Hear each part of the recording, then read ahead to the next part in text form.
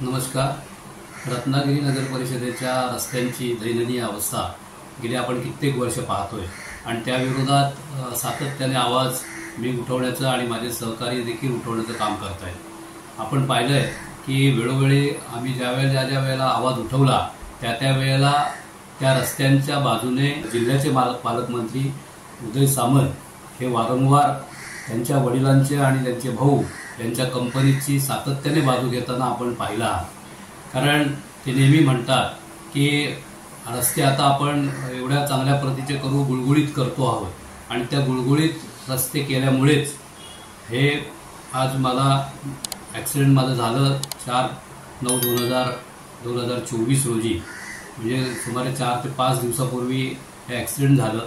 त्यामध्ये मला डोक्याला मार लागला आहे, माझ्या हाताला मार लागला आहे, पायाला खाली मार लागला आहे आणि म्हणजे तसं पाहायला गेलं तर मेजर मोठ्या प्रमाणात तो ॲक्सिडेंट झाला असता, पण कमी याच्यामध्ये वाचलो मी। आणि मुळामध्ये मगाशी जे मी म्हटलं की रस्ते गुळगुळीत झाले आहेत, तर मुळात जो रस्ता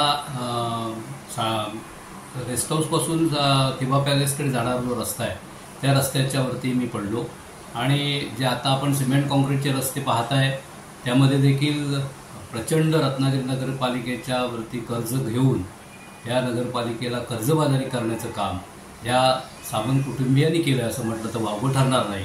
कारण या रत्नागिरी नगरपालिकेचे रस्ते जे 100 कोटीचं काम आहे त्याच्यामध्ये 15% हे नगरपालिकेचं कॉन्ट्रिब्युशन असतं आणि रत्नागिरी नगरपालिकेकडे ही सदर कॉन्ट्रिब्युशन भरण्याची ग्रँट उपलब्ध न झाल्यामुळे रत्नागिरी नगरपालिकेने शासनाच्या एका संस्थेकडनं कर्ज घेतलं।